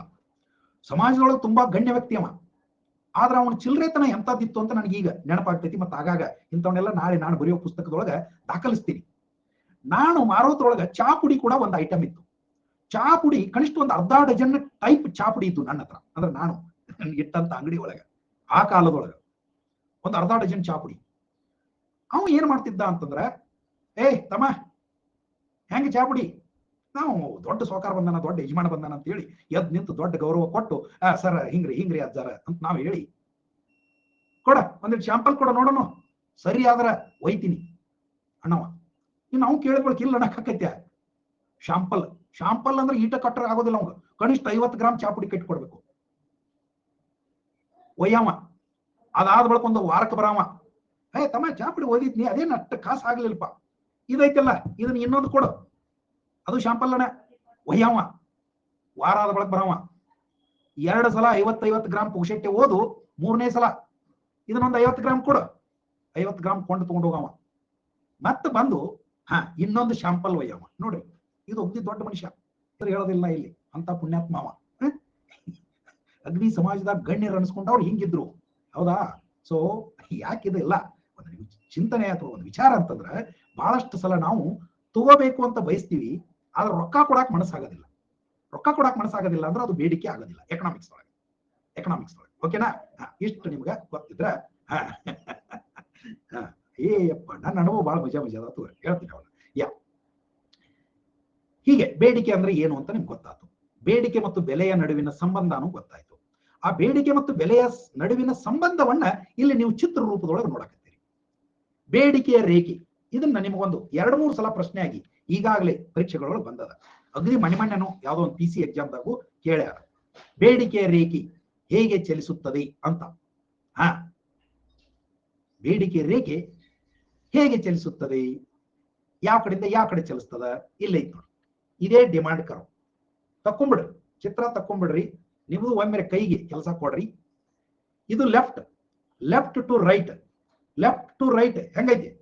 ಡೌನ್ವರ್ಡ್ಸ್ ಐತಿಲ್ರಿ, ಲೆಫ್ಟ್ ಟು ರೈಟ್ ಡೌನ್ವರ್ಡ್ಸ್. ಇದು ತಲೆಯಾಗ ಫಿಕ್ಸ್ ಇರ್ಲಿ. ಎಡದಿಂದ ಎಡಗೈ ಮ್ಯಾಗಿರ್ಲಿ, ಬಲಗೈ ಕೆಳಗಿರ್ಲಿ, ಇದ ಬೇಡಿಕೆ ರೇಖೆ. ಹಿಂಗ ಕೈ ಹಿಡಿದ್ರ ಎಡಗೈ ಮ್ಯಾಗ ಹಿಡಿದು ಬಲಗೈ ಕೆಳಗೆ ಬಿಟ್ರೆ ಏನಾಕೈತಲ್ಲ, ಎಡದಿಂದ ಬಲಕ್ಕೆ ಕೆಳಮುಖವಾಗಿ ಚಲಿಸುವ ರೇಖೆ ಬೇಡಿಕೆಯ ರೇಖೆ. ಯಾಕೆ ಹಿಂಗ ಯಾಕೈತ್ರಿ? ಹಿಂಗ ಯಾಕೈತಿ ಅಂದ್ರೆ ಅದು ಹಂಗ ಇರಬೇಕು ಅಂದಾಗಲೇ ಬೇಡಿಕೆಯ ನಿಯಮ ನಿಜ ಅನಿಸ್ತೈತಿ ನಮಗೆ. ಯಾಕಂದ್ರೆ ಈ ಬೇಡಿಕೆಯ ರೇಖೆ ನಿರ್ಧಾರ ಆಗೋದು ಒಂದು ಕಡೆ ಬೆಲೆ ಪ್ರೈಸ್, ಇನ್ನೊಂದು ಕಡೆ ಕ್ವಾಂಟಿಟಿ ಡಿಮಾಂಡೆಡ್ ಬೇಡಿಕೆ. ಇಲ್ಲಿ ನೀವ ನೋಡ್ಕೊಂಡ್ರೆ ಅಂದ್ರೆ ನಿಮ್ಗೆ ಕನ್ವಿನ್ಸ್ ಆಗಿಬಿಡದ. ಸೇ ಫಾರ್ ಎಕ್ಸಾಂಪಲ್, ಮೊದಲು P2 ಅನ್ನುವಂತ ಪ್ರೈಸ್ ಇತ್ತು. ಪ್ರೈಸ್ ಎಷ್ಟಿತ್ತು? P2. ನಿಮಗಿನ್ನ P2 G2 ಅಂದ್ರೆ ನಮ್ಗೆ ತಿಳಿದಿಲ್ರಿ, ಒಂದಿಟ್ಟು ಚೆನ್ನಾಗಿ ತಿಳಿಸಿ ಹೇಳ್ರಿ ಅಂತಂದ್ರ 10 ರೂಪಾಯಿಕ ಒಂದು ವಸ್ತು ಯಾವ್ದೋ ಇತ್ತು ಅಂತ ಇಟ್ಕೊಳ್ರಿ, ಏನ್ ಬೇಕಾದ ಇಟ್ಕೊಳ್ರಿ. 10 ರೂಪಾಯಿಗೆ ಒಂದು ವಸ್ತು ಇತ್ತು. 10 ರೂಪಾಯಿಗೆ ಒಂದು ವಸ್ತು ಇದ್ದಾಗ ನೀವು ಅದನ್ನ ಎಷ್ಟು ತಗೋತಿದ್ರಿಪ್ಪ ಅಂತ ಕೇಳಿದ್ರ 10 ಯೂನಿಟ್ಸ್ ತಗೋತಿದ್ರಿ ಅಂತ ಇಟ್ಕೊಳ್ರಿ. ಬೇಡ 10 kg ಅಂತ ಮಾಡ್ಕೊಂಡ್ಬಿಡ್ರಿ. 10 kg ಯಾವ್ದೋ ವಸ್ತು, ಸಕ್ಕರೆ, ಅಕ್ಕಿಯೋ, ಗೋಧಿಯೋ, ಮತ್ತೊಂದು ಮುಗದೊಂದು ಅಂಗಿಯೋ ಏನಾದ್ರು ಇಟ್ಕೊಳ್ರಿ. 10 ರೂಪಾಯಿ ಇದ್ದಾಗ 10 kg ತಗೋತಿದ್ರಿ. ಸೇ ಮೊದಲು ಖುಷಿ ವಿಷಯ ಹಂಚ್ಕೊಳ್ಳೋಣ. 10 ರೂಪಾಯಿ ಇದ್ದದ್ದು 5 ರೂಪಾಯಿ ಕಿಲೋ ಆಯ್ತು. P3 ಪ್ರೈಸ್ ಕೆಳಗೆ ಬಂತು. ಬೇಡಿಕೆ ಯಾವಾಗ ಇಲ್ಲಿತ್ತು, ಇದು ಬೆಲೆ ಮಟ್ಟ, ಇದು ಬೇಡಿಕೆ ಮಟ್ಟ. ಈಗ ಬೆಲೆ ಕೆಳಗೆ ಬಂತು, ಬೇಡಿಕೆ ಹೆಚ್ಚಾಗಬೇಕು ಕಡಿಮೆ ಆಗ್ಬೇಕು. ಸೊ ನ್ಯಾಚುರಲಿ ನಿಮ್ಮ ಬೇಡಿಕೆ ಮತ್ತು ಬೆಲೆ ಇಲ್ಲಿ ಮೀಟ್ ಆದವು. ಇದು ಬೆಲೆ, ಇದು ಬೇಡಿಕೆ. ಸೊ ಈಗ ಕನಿಷ್ಠ 15 ಕಿಲೋ ತಗೋತೀರ, ಬೇಡ 12 ಕಿಲೋ ತಗೋತೀರ, ಒಟ್ಟಿನೊಳಗೆ ಹೆಚ್ಚು ತಗೋತೀರಿ. ಮನುಷ್ಯನ ಸ್ವಭಾವ ಹೌದು ಅಲ್ರಿ? ಅದು ಮನುಷ್ಯನ ಸ್ವಭಾವ ಹೌದು ಇಲ್ಲ ನೋಡ್ರಿ. ಬದ್ನಿಕಾಯಿ ಹೆಂಗ? ಬದ್ನಿಕಾಯಿ 20 ರೂಪಾಯಿ ರೀ, ಹಾಕಂಗಾರ 1 ಕಿಲೋ ಅಂತ, ಹಾಕಂಗಾರ 1 ಕಿಲೋ 20 ರೂಪಾಯಿ ಅಂತ. ಮುಂದಿನ ವಾರ ಹೋಗ್ತೀರಿ, ಬದ್ನಿಕಾಯಿ ಹೆಂಗೋ 60 ರೂಪಾಯಿ ರೀ ಸರ್. ಹೌದಾ, ಒಂದು ಅರ್ಧ ಕಿಲೋ ಕೊಡಂಗಾರ ಅಂತಿಲ್ವ. ಮುಂದಿನ ವಾರ ಹೋಗ್ತೀರಿ, ಬದ್ನಿಕಾಯಿ ಹೆಂಗ 100 ರೂಪಾಯಿ ರೀ ಸರ್. ಹೌದಾ, ಒಂದು ಪಾವು ಕಿಲೋ ಕೊಡಂಗಾರ. ಮುಂದಿನ ವಾರ ಹೋಗ್ತೀರಿ 150 ರೂಪಾಯಿ. ಏನ್ ಮಾಡ್ತೀರಿ? ಬಹುತೇಕರು ನೋಡಿ ಹೊಳ್ಳಿ ಬರ್ತಾರ. ಇನ್ನೂ ಅಗದಿ ಚಲೋ ಇದ್ದವರು ಒಂದು ಪಾವು ಕಿಲೋನೋ ಅರ್ಧ ಕಿಲೋನೋ ತಗೋತಿರ್ತಾರ. ಇದು ಅನುಭವ ಹೌದಲ್ರಿ ನಿಮ್ಮದು? ಅನುಭವ ಹೌದಿಲ್ಲ? ಸೊ ಹಿಂಗ ನೀವೇನ್ ಮಾಡ್ತೀರಿ, ಇಲ್ಲಿ ಬೇಡಿಕೆ ನೋಡ್ರಿ, ಹಿಂಗ ಇಳಿದಾಗ ಹೆಚ್ಚು ತಗೊಂಡ್ರಿ, ಇಲ್ಲಿ ಹೆಚ್ಚು ಹೋತು. ಅವಾಗ ಏನಾಯ್ತು? ಬೇಡಿಕೆ ಕಡಿಮೆ ಆಯ್ತು. 10 ಕಿಲೋ ಇದ್ದದ್ದು 5 ಕಿಲೋಕ್ಕೆ ಬಂತು. This is how the price goes up, the demand comes down. The price comes down, the demand goes up. ಇವುಗಳನ್ನ ಆಕ್ಸೆಸ್ಗಳು ಗೊತ್ತಿರ್ಬೇಕು ನಿಮಗೆ. ಇದಕ್ಕೆ ಇದನ್ನ O ಅಂತ ಕರಿತೀವಿ ನಾವು, O ಅಥವಾ 0 ಅಂತ ಇಟ್ಕೊಳ್ರಿ. ಇದನ್ನ OY ಆಕ್ಸೆಸ್ ಯಾವಾಗಾರ ಡೈಗ್ರಾಮ್ ತೆಗೆದು ತೋರಿಸ್ಬೇಕು ಅಂತಿದ್ರೆ ನಿಮ್ಗೆ ಇದನ್ನ OY ಆಕ್ಸೆಸ್ ಅಂತ ಕರಿತೀವಿ, ಇದನ್ನ OX ಆಕ್ಸೆಸ್ ಅಂತ ಕರಿತೀವಿ. X and Y axes. Yes Hanumantha. ಇಷ್ಟು ತೆಗೆದು ನೀವು ತೋರಿಸಿದ್ರೆ ಇದ ಬೇಡಿಕೆಯ ರೇಖೆ. ಇದ್ರಾಗ ಏನ್ರ ತಿಳಿದಿಲ್ಲ ಅಂತಂದ್ರೆ ಯಾರ ಕೇಳ. ಇದ್ರಾಗ ಏನ್ರ ತಿಳಿದಿಲ್ಲಪ್ಪ ಅಂದ್ರೆ X is always horizontal, Y is always vertical. Tilt. Yes, ಈ ಟಿಲ್ಟ್ ಅನ್ನುವಂಥದ್ದು ಏನೈತಲ್ಲ, ಟಿಲ್ಟ್ ಅನ್ನುವಂಥದ್ದು ಏನೈತಲ್ಲ, ಇಟ್ ಡಿಪೆಂಡ್ಸ್. ನೋಡ್ರಿ, ಈ ರೇಖೆ ಹಿಂಗ ಇರ್ಬೇಕಂತಿಲ್ಲ. ಇಲ್ಲಿ ಏನೈತಿ, ಆಲ್ಮೋಸ್ಟ್ 45 ಡಿಗ್ರಿ ಆಂಗಲ್ ಒಳಗೆ ನಮ್ಗೆ ಇದ್ದಂಗೆ ಐತಿ. ಬೇಡಿಕೆಯ ರೇಖೆ ನೋಡ್ರಿ, ಇದು ಹಿಂಗೈತಿ. ಇನ್ನೊಂದು ನಾನು ನಿಮಗೆ ಸಾಧ್ಯತೆ ತೋರಿಸ್ತೀನಿ. ಏನು, ಇದು ಒಂದು ಬೇಡಿಕೆಯ ರೇಖೆ. ಇನ್ನೂ ಒಂದು ಸಾಧ್ಯತೆ, ಜಾಗ ಇಲ್ಲ ಆದ್ರೆ ಇಲ್ಲಿ ಒಂದು ಹೊಸದು ತೆಗೆದು ತೋರಿಸ್ತೀನಿ. ಮುಂದೆ ಬರ್ತೈತಿ ಅದ, ಏನಿದು ಸ್ಲೈಡ್ ಆಡ್ ಆಗೋಲ್ಲ. ಇನ್ನೊಂದು ಸಾಧ್ಯತೆ, ಬೇಡಿಕೆಯ ರೇಖೆ ಹೀಗಿರ್ತದೆ. ಸಣ್ಣ ನೋಡ್ರಿ, ಬೇಡಿಕೆ ರೇಖೆ ಹಿಂಗಿರ್ಬೋದು, ಇಲ್ಲ ಆಗಲೇ ಇದ್ದಂತ ಏನ್ರಪ್ಪ ಆಲ್ಮೋಸ್ಟ್ ಹಿಂಗಿರ್ಬೋದು, ಇಲ್ಲ ಇನ್ನೊಂದು ಇದ್ದಂತದ್ದು ಹಿಂಗಿರ್ಬೋದು. ಇದು ಯಾಕೆ ಹಿಂಗ? ಸಂಬಂಧಗಳು ಗೊತ್ತಕ್ಕವ ನೋಡ್ರಿ. ಇಲ್ಲಿ ಇದು ಬೆಲೆ, ಇದು ಬೇಡಿಕೆ, ಬೆಲೆ ಬೇಡಿಕೆ, ಬೆಲೆ ಬೇಡಿಕೆ. ಏನ್ ತೋರ್ಸಕತ್ತದ ಹೇಳ್ರಿ? ಇಲ್ಲಿ ನೀವು ವಿಚಾರ ಮಾಡ್ರಿ, ಸ್ವಲ್ಪ ವಿಚಾರ ಮಾಡ್ರಿ. ಇದು ಬೆಲೆ, ಇದು ಬೇಡಿಕೆ, ಇದು ಬೆಲೆ, ಇದು ಬೇಡಿಕೆ, ಇದು ಬೆಲೆ, ಇದು ಬೇಡಿಕೆ, ಇದು ಬೆಲೆ, ಇದು ಬೇಡಿಕೆ. ಏನ್ ತೋರ್ಸಕತ್ತದ ಹೇಳ್ರಿ?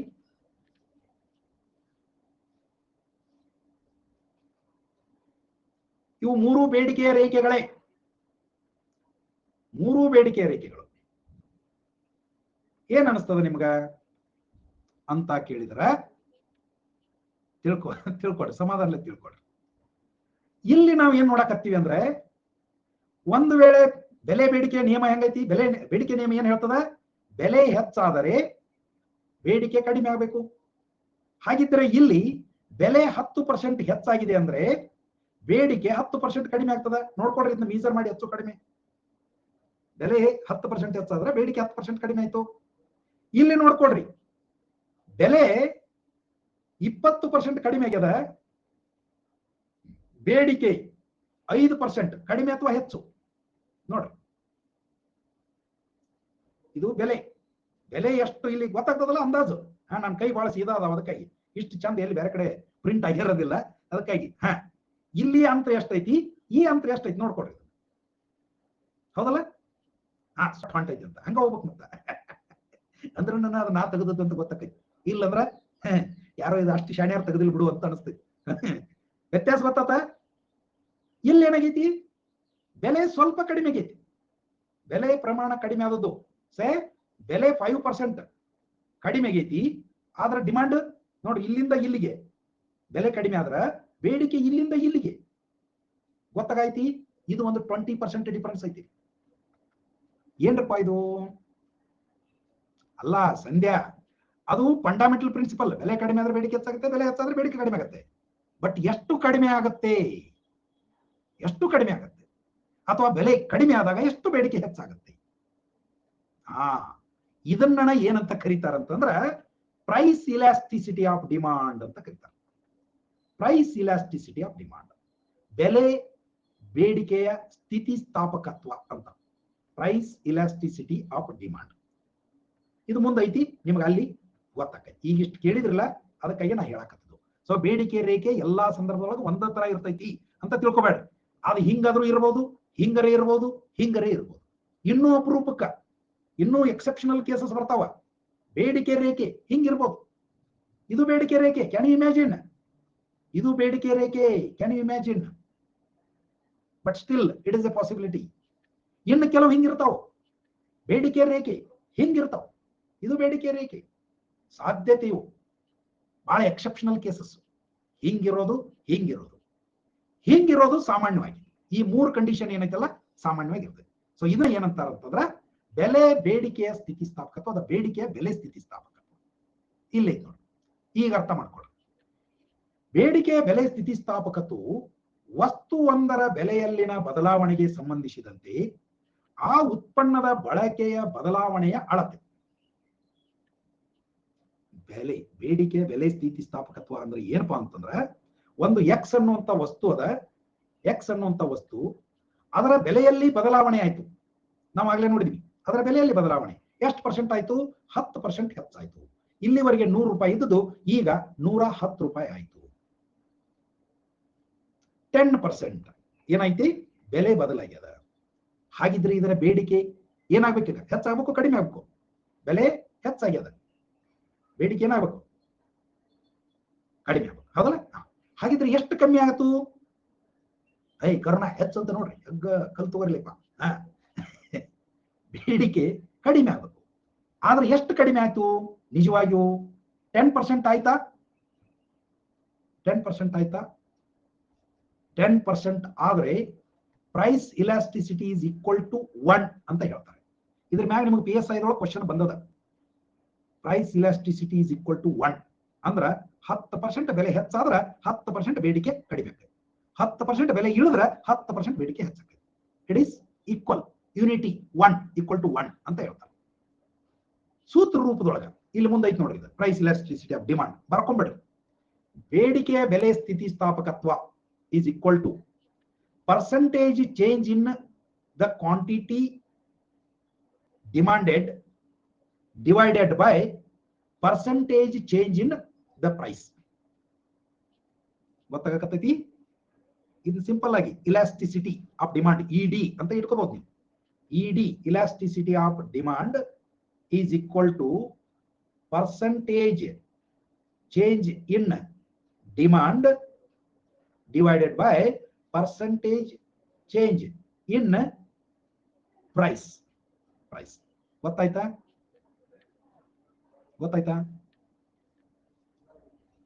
ಬೆಲೆ ಎಷ್ಟು ಬದಲಾಗ್ತದ ಅನ್ನೋದ್ರ ಮ್ಯಾಗ ಬೇಡಿಕೆ ಎಷ್ಟು ಬದಲಾಗ್ತೈತಿ ಅಂತ ಹೇಳೋದು. ಅದನ್ನ ಹೇಳ್ತೀನಿ ಮಹೇಶ್. ಇಫ್ ಲೆಸ್ ದನ್ 10 ಅದಕ್ಕೆ ಏನ್ ಅನ್ಬೇಕು ಅದನ್ನ ನೋಡ್ತೀನಿ. ನಿಮ್ ಪ್ರಶ್ನೆ ಕೇಳ್ಯಾರ, ಅದನ್ನ ನಾಳೆ ನಿಮ್ಗೆ ಡೌಟ್ ಕ್ಲಿಯರಿಂಗ್ ದೊಳಗೆ ಬೇಕಾದ್ರೆ ಅದು ಹೇಳ್ಕೊಡ್ತೀನಿ ನಾನು. ಹ್ಯಾಂಡ್ ರೈಸ್ ತಗೊಳ್ರಿ ವಿಜಯಲಕ್ಷ್ಮಿ.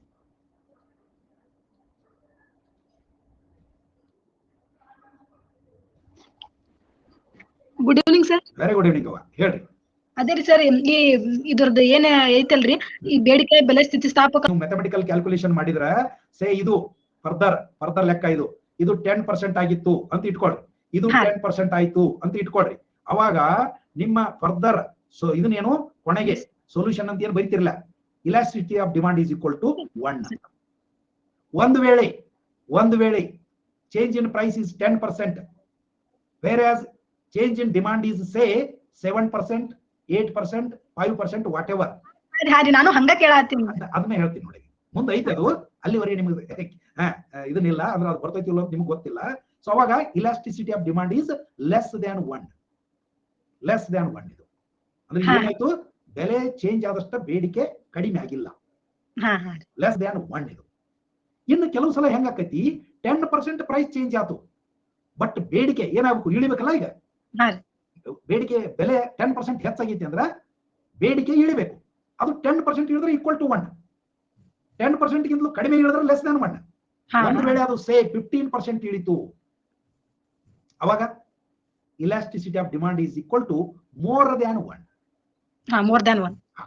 ಇನ್ನ ಎಕ್ಸ್ಟ್ರೀಮ್ ಕೇಸ್ 10% ಬೆಲೆ ಹೆಚ್ಚಾತು, ಬೇಡಿಕೆ ಒಳಗೆ ಯಾವ ಬದಲಾವಣೆನೂ ಇಲ್ಲ, 0. ಇದಕ್ಕೆ ಇಲಾಸ್ಟಿಸಿಟಿ ಆಫ್ ಡಿಮಾಂಡ್ ಎಂತ ತರಬೇಕು? ED is equal to 0. ಶೂನ್ಯ. ಇವು ಎಕ್ಸೆಪ್ಷನಲ್ ಕೇಸಸ್. ಫಾರ್ ಎಕ್ಸಾಂಪಲ್, ಯಾವುದೋ ಜೀವರಕ್ಷಕ ಔಷಧಿ ಬೆಲೆ 10% ಹೆಚ್ಚಾದ್ರೂ ಯಾರು ತಿಳಿ ಕೆಡಿಸ್ಕೊಳ್ಳೋದಿಲ್ಲ, ಯಪ್ಪ ಸಾಯ್ತೀನಿ ಕೊಡ್ಲೆ ಮರಾಯ, ಹೌದಿಲ್ಲ? ಮಾಡಿ 3 ರೂಪಾಯಿದು ಎಲ್ಲ ಇವನು ಏನೋ ಮಾಸ್ಕ್ಗಳನ್ನ 30 ರೂಪಾಯಿಗೆ ಮಾರಿದ್ರು ಸುಮ್ಮನೆ ನಾಯಿ ಪುಣ್ಯ ತಗೊಂಡಿವಿ ನಾವೆಲ್ಲರೂ. ತಗೊಂಡಿಲ್ಲ. ಸೊ ಅವಾಗ ಪ್ರೈಸ್ ನೋಡಂಗಿಲ್ಲ ಮಂದಿ, ಅದ್ರ ಅಗತ್ಯತೆ ನೋಡ್ತಾರೆ. ಇದು ಅಗತ್ಯತೆಯನ್ನ ಆಧರಿಸಿಯೇ ಇದೆಲ್ಲ ವರ್ಕೌಟ್ ಆಗ್ತದಮ್ಮ ವಿಜಯಲಕ್ಷ್ಮಿ. ಇದಿಷ್ಟು ಡಿಸೈಡ್ ಆಗೋದು. Is it equal to 1, is it more than 1, less than 1, is it 0, ಇದೆಲ್ಲ ಡಿಸೈಡ್ ಆಗೋದು ಆ ವಸ್ತುವಿನ ಮಹತ್ವ, ಆ ವಸ್ತುವಿಗಿರುವ ಪರ್ಯಾಯಗಳು, ಅಲ್ಟರ್ನೇಟಿವ್ಸ್. ಈ ಕೆಲವು ಹೆಂಗಿರ್ತಾವ? ಬಸ್ ಬಾಳ ತುಟ್ಟ ರೈಲ್ವೆ ಹತ್ತಪ್ಪ ಅಂತ, ರೈಲ್ವೆ ಬಾಳ ತುಟ್ಟ ಅಂತಂದ್ರೆ ಬಸ್ಸಿಗೆ ಹತ್ತಪ್ಪ ಇರ್ತಾವಿಲ್ಲ. ಸೊ ಹಿಂಗ ಬಹಳಷ್ಟು ಸಂಗತಿಗಳ ಮೇಲೆ ಇದು ನಿಂತಿರ್ತದೆ. ಓಕೆನವಾ? Thank you sir. ರೈಟ್, ತಿಳಿತು ಅಂದ್ಕೊಂಡಿನಿ. ಹೌದು ಸರ್, ತಿಳಿತ್ರಿ. ಎಸ್ ಫ್ರೆಂಡ್ಸ್, ಗೊತ್ತಾಯ್ತಾ? ನೋಡಪ್ಪ. ಸೊ ಅದಕ್ಕಾಗಿ ಬೆಲೆ ಬೇಡಿಕೆಯ ಸ್ಥಿತಿಸ್ಥಾಪಕತ್ವ ಸಾಮಾನ್ಯವಾಗಿ ಮೂರು. ಇನ್ನು ಹಂಗ ನೋಡಿದ್ರೆ ಆಗಲೇ ನಾನು 5 ತೋರಿಸೇನೆ ನಿಮಗೆ. 5 ತೋರ್ಸೇನಿ. ಮೋರ್ ದ್ಯಾನ್ ಇಲ್ಲಿ ಈ ಗ್ರಾಫ್ದೊಳಗೆ ಗೊತ್ತೈತಿ ನಿಮ್ಗೆ.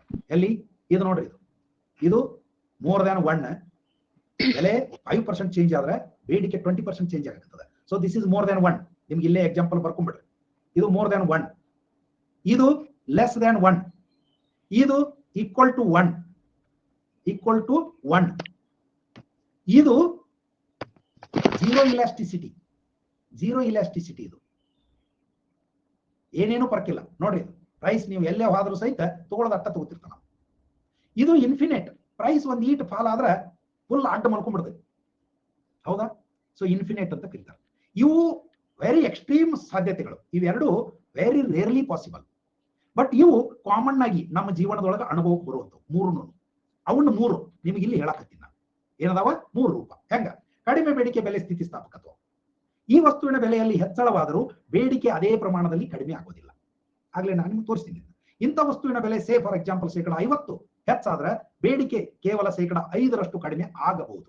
5 ಆಗ್ಬೋದು, 10 ಆಗ್ಬೋದು, ಒಟ್ಟಿನೊಳಗೆ ಅದು 50ರಷ್ಟಂತೂ ಇಲ್ಲ. ಉದಾಹರಣೆಗೆ ಇವು ಎಂತ ಉದಾಹರಣೆ, ಎಂತ ಪ್ರಾಡಕ್ಟ್ಸ್ ಇವು? ಪೆಟ್ರೋಲಿಯಂ ಉತ್ಪನ್ನಗಳು, ಆಹಾರ ಧಾನ್ಯಗಳು, ಔಷಧಿಗಳು, ಪೆನ್ ಏನ್ ಮಾಡ್ತೀರಿ? ಸಾಲಿ ಕಲಿಬೇಕು, ಪೆನ್ ತಗೊಳ್ಬೇಕಲ್ಲ, ಹೌದಿಲ್ಲ? ಹಿಂಗೆ ನೋಟ್ಬುಕ್ಗಳು ಕೆಟ್ಟ ತುಟ್ಟಿ ಆದ್ರೂ ನಾವು ತಗೋತೀವಿ. ಸೊ ಇಂಥವು ಏನದಾವಲ್ಲ, ಇವ್ರದ್ದು ಬೆಲೆ ಬೇಡಿಕೆ ಸ್ಥಿತಿಸ್ಥಾಪಕತ್ವ ಕಡಿಮೆ ಇರ್ತದೆ. ಬೆಲೆ ಹೆಚ್ಚಾದ್ರೂ ಬೇಡಿಕೆ ಅಷ್ಟು ಕಡಿಮೆ ಆಗೋದಿಲ್ಲ. ಇನ್ನು ಹೆಚ್ಚು ಬೇಡಿಕೆಯ ಬೆಲೆ ಸ್ಥಿತಿಸ್ಥಾಪಕತ್ವ. ಇಲ್ಲಿ ಏನಾಗ್ಬಿಡ್ತದೆ, ಈ ವಸ್ತುವಿನ ಬೆಲೆ ಸ್ವಲ್ಪ ಹೆಚ್ಚಾದ್ರೂ ಮಂದಿ ಅದನ್ನು ತಗೊಳ್ಳೋದು ಸಿಕ್ಕಾಪಟ್ಟೆ ಕಡಿಮೆ ಮಾಡಿಬಿಡ್ತಾರೆ. ಇಂಥವ್ನು ಮಾರೋರು ಬಹಳ ಕೇರ್ಫುಲ್ ಆಗಿರ್ಬೇಕಾಗ್ತದೆ. ನಮ್ಮ ಮನೆಗೆ ಒಬ್ಬ ಹಾಲು ಕೊಡಕ್ ಬರ್ತಾನೆ. Sorry to say this, but ಹಿಂಗ ಅಕ್ಕ ಅನ್ನೋದಕ್ಕೆ ಉದಾಹರಣೆ ಹೇಳಕತ್ತೀನಿ ನಾನು. ನಾವೆಲ್ಲ ಹಳ್ಳಿಯಿಂದ ಬಂದೀವಿ. ಹಳ್ಳಿಯಾಗ ಈಗಲೂ 25-30 ರೂಪಾಯಿ ಲೀಟರ್ ಹಾಲು ಮಾಡ್ತಾವಂತ ನಮ್ಗೆ ಗೊತ್ತೈತಿ. ಹಿಂಗಾಗಿ ಇಲ್ಲೇ ನಾವು ಒಂದ್ ಕಡೆ 40 ರೂಪಾಯಿ ತಗೋತೀವಿ. 40 ರೂಪಾಯಿ ತಗೊಳೋದ್ರೊಳಗೆ ಅವ್ನು ಒಂದಿಷ್ಟು ನೀರು ಕೊಡ್ಸ್ಕೊಂಡ್ ಬರ್ತಾನೆ. ಅಲ್ಲಿ ಅವ್ನು ಹೆಚ್ಚು ಕಡಿಮೆ 30 ರೂಪಾಯಿ 35 ರೂಪಾಯಿ ಸೇರ್ಸ್ಕೊಂಡ್ ಬಂದಿರ್ತಾನೆ. ಓಕೆ, 5ರಿಂದ 8 ರೂಪಾಯಿ ಅವನಿಗೆ 1 ಲೀಟರ್ ಮಾರ್ಜಿನ್ ಅಂದ್ರೆ ಅದೇನು ಕಡಿಮೆ ಅಲ್ಲ. ನಾವು ಯೋಗಿ ಕೊಡಕತ್ತೀವಿ ಅಂತ ನಮ್ಮ ಲೆಕ್ಕ. ನಂದಂದ್ರೆ ನಂದಲ್ಲ, ನಮ್ಮ ಮನ್ಯಾಗೂ ಕೆಲವರು ಯಜಮಾನರು ಅಂತ ಇರ್ತಾರೆ. ಸೊ ಅವ್ರದ್ದು ಅವ ಒಂದು ಫೈನ್ ಡೇ, ಈಗ 1-2 ತಿಂಗಳ ಹಿಂದೆ ಏನಂದ, ಹಾಲಿನ 5 ರೂಪಾಯಿ ರೇಟ್ ಹೆಚ್ಚು ಮಾಡ್ತೀನಿ ಅಂದ. ಆಯ್ತು, ಹಂಗಾರ ನಿಂದ ಇಲ್ಲಿವರೆಗೆ ಲೆಕ್ಕ ಎಷ್ಟಾಗೈತಿ ಅಷ್ಟು ಮಾಡ್ಕೊಂಡು ರೊಕ್ಕ ತಗೊಂಡು ಹೋಗ್ಬಿಡು. ಅಜ್ಜ ಗಾಬ್ ಹೊಡೆದ್ಬಿಟ್ಟ. ಯವ್ವೋ ಇಲ್ಲವ್ವ, ನಾ ಹಂಗಂದಿಲ್ಲ, ಹೆಚ್ಚು ಮಾಡ್ತಿದ್ರ ಮಾಡ್ರಿ ಅವ್ವ ಅಂದೀನಿ. ನಿಮಗ್ ತಿಳಿದಟ್ಟು ಮಾಡ್ರಿ, ಬೇಕಾದ್ರೆ ಮುಂದಿನ ತಿಂಗಳು ಮಾಡ್ರಿ. ಇಲ್ಲಿ ಏನೈತಿ ಪರಿಸ್ಥಿತಿ, ಹೆಂಗೈತಿ ಗೊತ್ತಾ? ಯಾಕೆ ಅವ್ ಇಲ್ಲ ಅಂದ್ರೆ ಅವನಕ್ಕಿಂತ ಚಲೋ ಹಾಲು ಕೊಡೋ ನಮಗೆ ಮತ್ತೊಬ್ಬ ಸಿಗ್ತಾನ ಅನ್ನೋದು ನಮಗೆ ಖಚಿತಿದ್ದಾಗ ಒಬ್ಬ ಗ್ರಾಹಕ ಆಗಿ ನಾವು ಹೇಳಕತ್ತು. ಇಲ್ಲಿ ಪಾಪ ಪುಣ್ಯ ಲಾಭ ಲುಕ್ಸಾನ ಬೇರೆ ಮಾತು. ಬಟ್ ಸಿಚುವೇಶನ್ ಹಿಂಗಿರೋದ್ರಿಂದ ಇಲ್ಲಿ ಏನಾಕೈತಿ ಅಂತಂದ್ರೆ, ವಸ್ತುವಿನ ಬೆಲೆ ಅವನು ಸ್ವಲ್ಪ ಹೆಚ್ಚು ಮಾಡಿದ್ರು ಇವ್ ಬೇಡ ಇನ್ನೊಂದು ಅಂಗಡಿ ತಗೊಂಡು ನಡಿ ಅಂತ ಹೋಗ್ಬಿಡ್ತೀವಿ ನಾವು. ಇಂಥ ವಸ್ತುವಿನ ಬೆಲೆಯು 5% ಹೆಚ್ಚಾದ್ರೆ ಬೇಡಿಕೆ ಅದಕ್ಕಿಂತ ಹೆಚ್ಚು ಕಡಿಮೆ ಆಕೈತಿ ಅನ್ನೋದು ನಿಮ್ಗೆ ಗೊತ್ತಿರಲಿ. ಸರಿನಾ? ಹಂಗ ಇನ್ನ ಕೆಲವು ಹೆಂಗಿರ್ತಾವಂದ್ರ ಸಮಾನ ಬೇಡಿಕೆ ಫಸ್ಟ್ಗೆ ತೋರಿಸಿನಲ್ಲ, 10% ಹೆಚ್ಚಾದ್ರೆ 10% ಕಡಿಮೆ ಆಕೈತಿ. ಇದಕ್ಕ ಈಕ್ವಲ್ ಟು 1 ಅಂತ ನಾವು ನೋಡ್ತೀವಿ. ಸರಿನಾ? ಇನ್ನ ಇದಕ್ಕೆ ಅಪವಾದಗಳು ಅದಾವ, ಬೇಡಿಕೆ ನಿಯಮಕ್ಕೆ ಅಪವಾದಗಳು. ಮುಖ್ಯವಾಗಿ ಡಿಫರೆಂಟ್ ಗೂಡ್ಸ್ ಅಂತ ಬರ್ತಾವ, ಅಥವಾ ಡಿಫರೆಂಟ್ ಗೂಡ್ಸ್. ಇದು ಬಹಳ ಹಳೆ ಕಾಲದ ಥಿಯರಿ. ಈಗ ಇದು ಕೂಡ ರೆಲೆವೆಂಟ್ ಅನಿಸುವಲ್ಲ ನನಗೆ ಇವತ್ತಿನ ಕಾಲದೊಳಗೆ. ಬಟ್ ಎಕನಾಮಿಕ್ಸ್ ಎಕ್ಸಾಮ್ ಒಳಗೆ ಕೇಳ್ತಾರ, ಅದಕ್ಕಾಗಿ ನಿಮಗೆ ನೆನಪಿರ್ಬೇಕು ಅಷ್ಟ. ಈ ಡಿಫರೆಂಟ್ ಗೂಡ್ಸ್ ಅಂದ್ರೆ ಅತಿ ಬಡವರು ಬಳಸುವಂತ ವಸ್ತುಗಳು. ಇವುಗಳ ಬೆಲೆಗಳೊಳಗೆ ಏನೋ ಹೆಚ್ಚು ಕಡಿಮೆ ಆದ್ರೂ ಹೆಚ್ಚು ಕಡಿಮೆ ಬೇಡಿಕೆ ಒಳಗೆ ಯಾವ ಬದಲಾವಣೆನೂ ಆಗೋದಿಲ್ಲ. ಬೆಲೆಗಳು ಹೆಚ್ಚಾದ್ರೆ ಇವ್ರು ಹೆಚ್ಚು ತಗೊಳ್ಳೋದಿಲ್ಲ. ಯಾಕೆ? ಅವ್ರ ಇನ್ಕಮ್ ಇರುವುದನ್ನ ಅಷ್ಟೇ ಇರ್ತೈತಿ, ಹೆಚ್ಚು ತೊಗೊಳಕ್ ಹೋಗೋದಿಲ್ಲ. ಅವ್ರಿಗೆ ಅವಶ್ಯಕತೆಗಳೇ ಅಷ್ಟೇ ಇರ್ತಾವ. ಇನ್ನು ಬೆಲೆ ಹೆಚ್ಚಾಗೈತಿ ಮತ್ತೆ ಹುಯಿ ಅಂತ ಹೆಚ್ಚಾಗೋದಿಲ್ಲ ಇಂಥ ವಸ್ತುಗಳ ವಿಷಯದೊಳಗೆ. ಹುಯಿ ಅಂತ ಹೆಚ್ಚಾಗೋದಿಲ್ಲ. 5-10% ಹೆಚ್ಚಾಗ್ತಿರ್ತೈತಿ. ಅಷ್ಟಾದ್ರೂ ಅವ್ರಿಗೆ ಅದು ಅನಿವಾರ್ಯ ಇರ್ತೈತಿ, ಅವ್ನು ತಗೋತಾರ. ಅವ್ರು ಉಪ್ಪು 10% ಹೆಚ್ಚಾದ್ರೆ ತಗೊಳದ್ ಬಿಡ್ತೀವ ನಾವು? ತಗೋತೀವಿ. ಹಿಂಗ ಅತಿ ಸಾಮಾನ್ಯರು ಬಡವರು ಬಳಸುವಂತ ವಸ್ತುಗಳಿಗೆ ಏನಪ್ಪಾ ಅಂತ ಕೇಳಿದ್ರೆ ಈ ಒಂದು ಬೆಲೆ ಬೇಡಿಕೆ ನಿಯಮ ಅನ್ವಯ ಆಗೋದಿಲ್ಲ. ವೆಬ್ಲನ್ ಗೂಡ್ಸ್ ಅಂತ ಬರ್ತಾವ. ಅವು ಇದ್ರ ಉಲ್ಟಾ ತುಂಬಾ ಶ್ರೀಮಂತರು ಕೊಳ್ಳುವಂತ ವಸ್ತುಗಳು. ಅವು ಹೆಂಗ? BMW ಕಾರ್ 1 ಕೋಟಿ ರೂಪಾಯಿ ಹೆಚ್ಚಾದ್ರೆ ಅದನ್ನ ಶ್ರೀಮಂತರು ಹೆಚ್ಚು ತಗೊಳಕ್ ಇಡ್ತಾರೆ. ವಜ್ರದ ಬೆಲೆ ಇನ್ನೂ ಹೆಚ್ಚಾದ್ರೆ ಅದನ್ನ ಶ್ರೀಮಂತರು ತಗೊಳಕ್ ಇಡ್ತಾರೆ, ಹೆಚ್ಚು ತಗೋತಾರ. ತುಟ್ಟಿಯಾದಾಗ ಹೆಚ್ಚು ತಗೋತಾರೆ. ಇದು ಎಕ್ಸೆಪ್ಷನ್. ಅತಿ ಬಡವರು ಅತಿ ಶ್ರೀಮಂತರು ತಗೊಳ್ಳುವಂತ ವಸ್ತುಗಳಿಗೆ ಈ ಬೆಲೆ ಬೇಡಿಕೆ ನಿಯಮ ಅನ್ವಯ ಆಗೋದಿಲ್ಲ. ಇಷ್ಟು ನೀವು ನೆನಪು ಸದ್ಯಕ್ಕೆ ಇಟ್ಕೊಂಡ್ರೆ ಸಾಕು ಅಂತ ಅನಿಸ್ತೈತಿ. ಹೌದಾ? ಇಷ್ಟು ಸಾಕು. ಉಳಿದದ್ದನ್ನ ಬಹುತೇಕ ನಾಳೆ ನೋಡೋದಂತ. ಓಕೆನಾ? Thank you friends.